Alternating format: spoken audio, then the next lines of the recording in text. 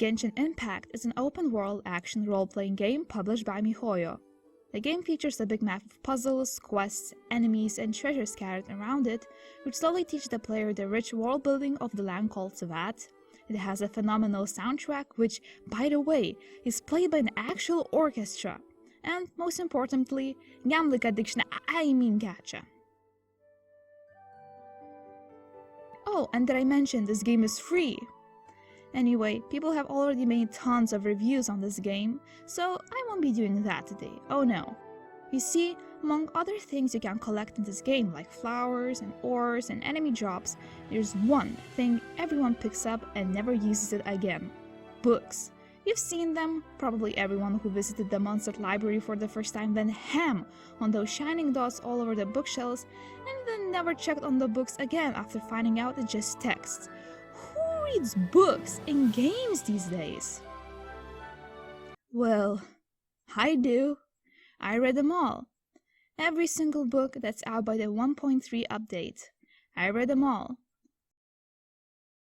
So, now that I distinguished myself to be as knowledgeable about books as Lisa, I think it's only natural I should express my opinion over them.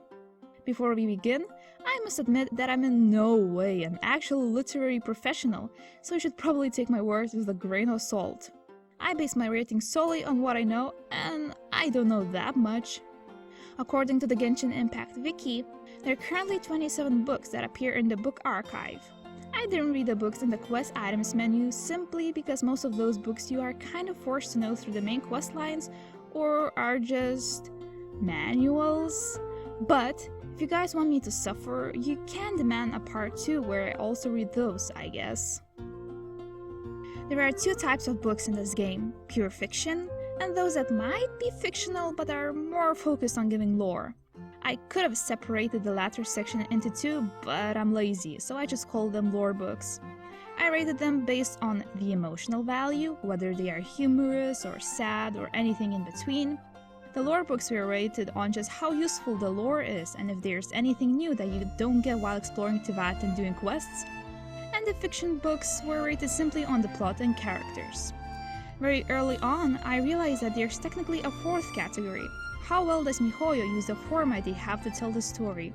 So, although I didn't add a section, this one reflected in the final results as well. If it's confusing, you'll see what I mean in a minute. I hope you enjoy this totally original and never done before video idea, and let's begin.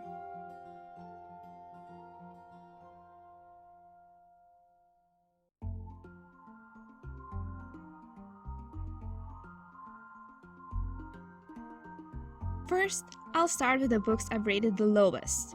They're the books you should probably never read. Unsurprisingly, the two books on Hilichurl ballads go here as they're simply gibberish and propose no lore to the player. They read like something a kindergartner would scribble to their parents, who would then try to analyze that nonsense in the hopes of communicating with their child without actually needing to interact with them. Speaking of Hilichurls, the Hilichurl cultural customs is also here because although it's an okay read, of the lore in there you already figure out yourself by fighting the creatures daily or by doing quests. It's a textbook on a topic you already passed with 100%. Legend of Vanessa is a song? Listen, I won't get into it too much, basically just read the manga. That's it. Just read the manga, it will give you more context than this book. I promise you like the manga.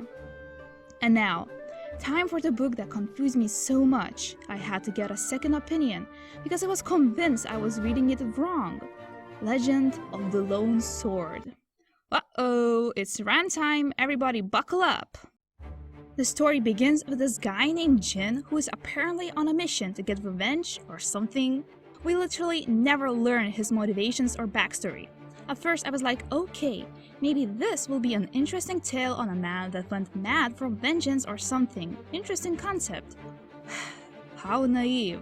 The book is nothing but Jin slaughtering people and he eats a dog.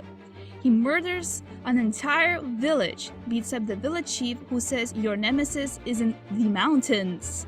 Who is the nemesis, by the way? Where did he come from?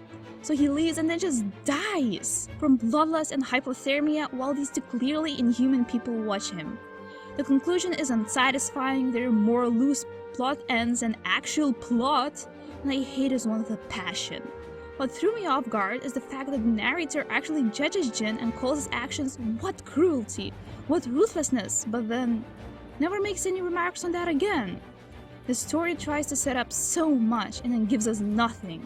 It's like if you watched a martial arts movie, which is what this is clearly based on, but the audio was in a language you don't know, the subtitles were misspelled and translated by a 5th grader, and the movie itself had parts of it cut out or glitched into oblivion.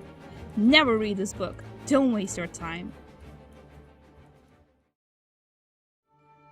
Continuing on, time for books that are equivalent of D tier, even though I only have 4 tiers in this video, but shh. A Drunkard's Tale is a humorous story about some dude who gets so drunk he somehow wanders into Wolvendom.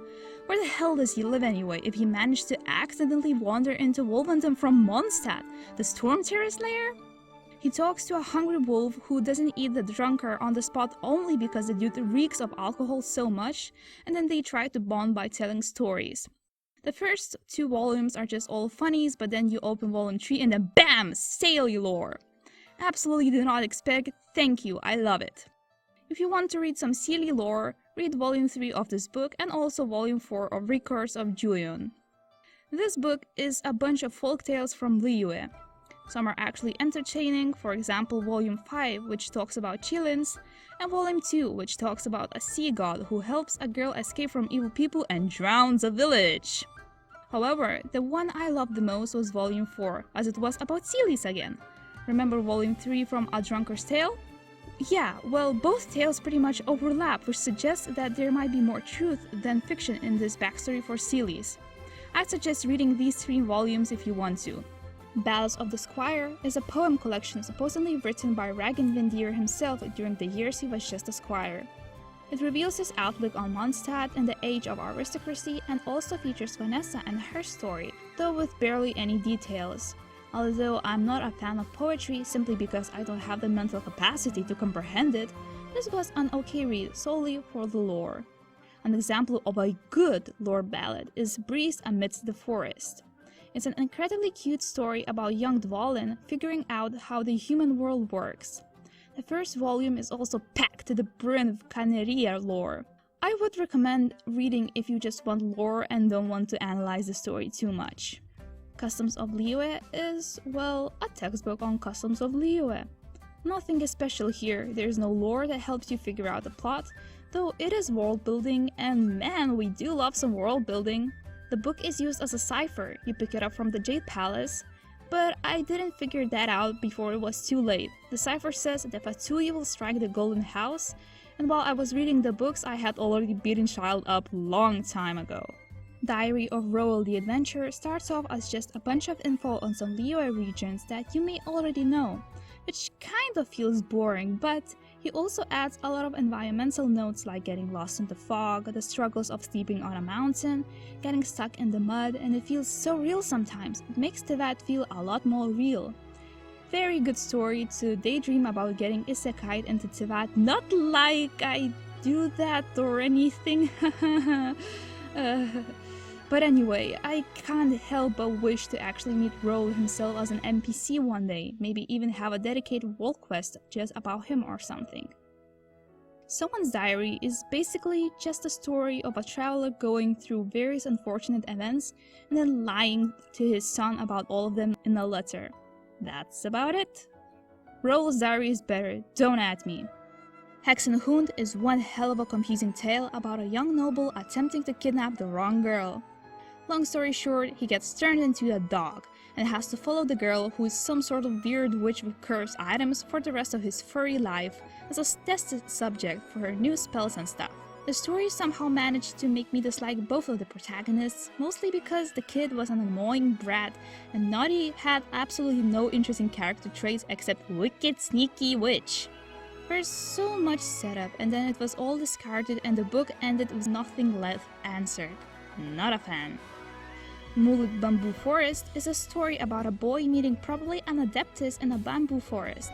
It's a cute one-shot, but that's all there is to it.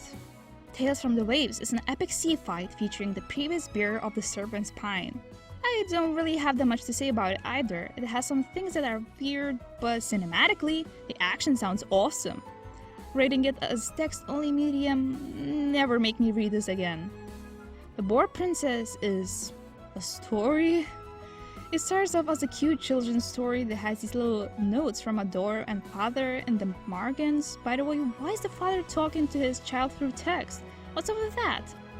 And then it ends in a gruesome way. The protagonist eats her friend with this wolf she was trying to save or whatever. It's what? What's the moral here? What? What? I was reading this half awake at like 1 AM and the ending made me wake up from shock and read it over again because I was convinced I dreamt that ending up. I wish I did. And now, the time has come for the story that was so incredibly overhyped in the game I was excited to read it. Legend of the Shattered Halberd is nothing but a wasted potential of a story. Instead of giving us the whole story, MiHoYo instead does excerpts with these previews giving context on what happened between volumes, which has got to be the best way to ruin a good story. The plot sounds amazing, and I'd love to read it all, but the excerpts barely give the reader any plot or offer emotional value. On top of that, I was able to get some context on what's going on because I was reading this on the Genshin Impact wiki, therefore the editors included both the previews and the text. But in-game, where you're expected to read them, the previews disappear when you get the volume. I'm convinced that nobody really checked the book archive before picking up like 20 different books, which means whoever wants to read this book in-game will be left confused and disappointed. MiHoYo, I would gladly read like 40 volumes of this. Why would you do this wonderful story so dirty? After reading it, I really understood what those kids who get promised to go to Disneyland only to be taken to some awful knockoff amusement park in the middle of a field felt like. Ah yes. Now it's time for the books you should read if you've got nothing else left to do while waiting for resin to replenish. Yes, that's the name of this tier. No, I will not change it. Hearth of Clear Springs is a tale of childhood loneliness, first love, existential dread, the troubles of being immortal, yearning, and angst. It hits hard. If you've got nothing to do, I'd highly recommend giving this one a quick read, especially because it's pretty short. Records of the Gallant feels like it is yet unfinished, but even in this state, it's pretty good. An interesting concept of some rogue, possibly non-human old guy roaming the mountains and helping anyone he wishes to. I like it, and I hope there are more stories about this guy in the future updates. Rex Incognito honestly made me do the sharp exhale.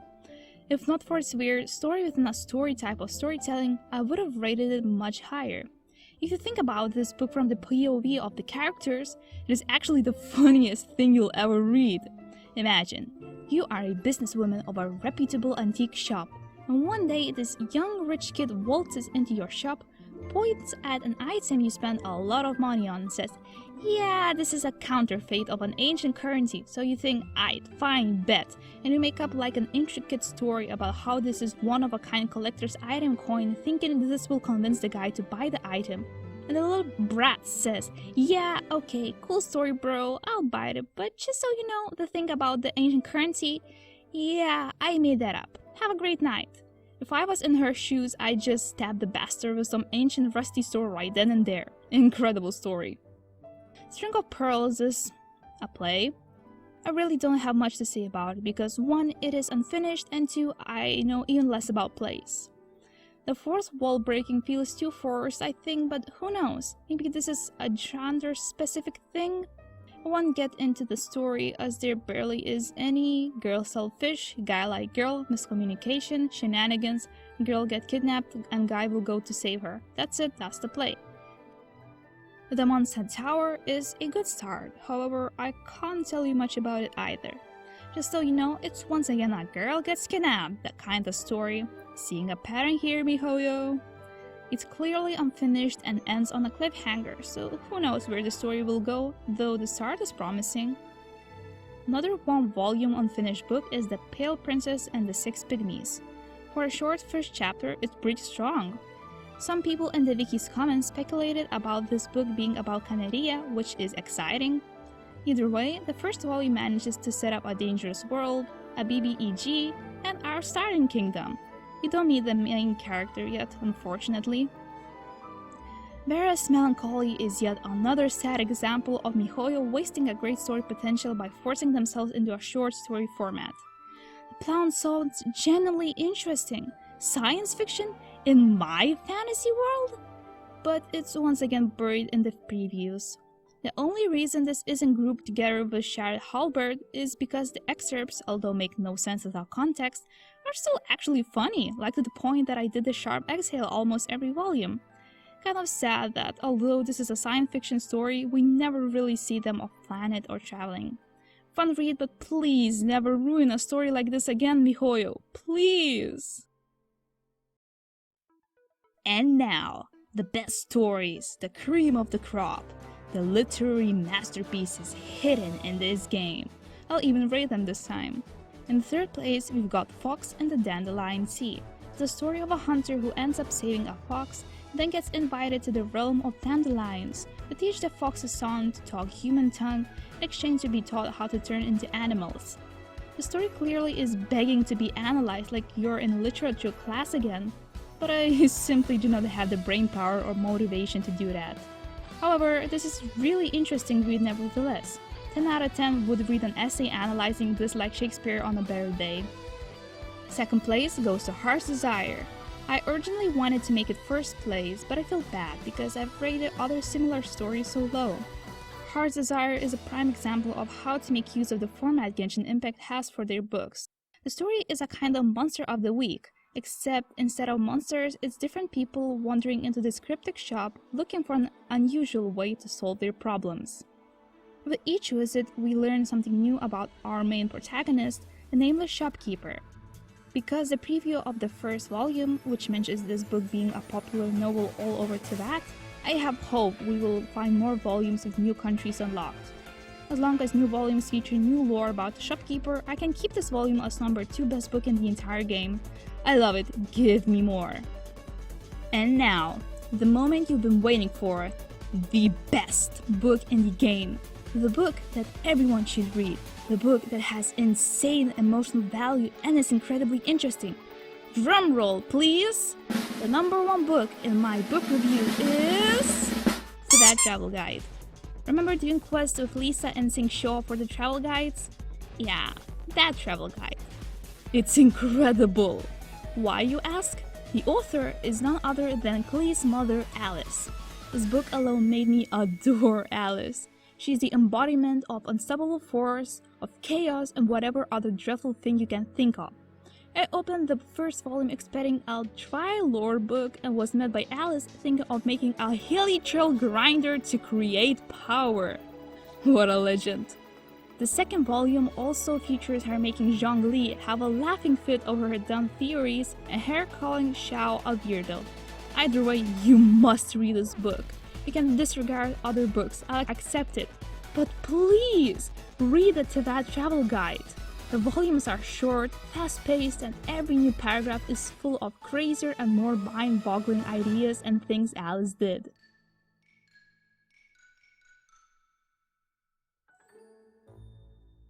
And that's it. That's all 27 books in the book archive, rated and explained as best as I can. Wow. Reading all these took me like 3 weeks because I kept losing focus. Anyway, please don't bully me in the comments for using mobile gameplay. If I tried to run Genshin on my poor laptop, I could just say goodbye to it and maybe make myself some nice hot breakfast on the keyboard. I hope you enjoyed this dumb video. According to YouTube statistics, 0% of the people are subscribed because no one watches my videos. So please do subscribe. It'd make Vicky very happy, and you can always unsubscribe later. I'm planning on making more videos like this, mostly Genshin Impact and Minecraft, so yeah, you know what to do. See you later.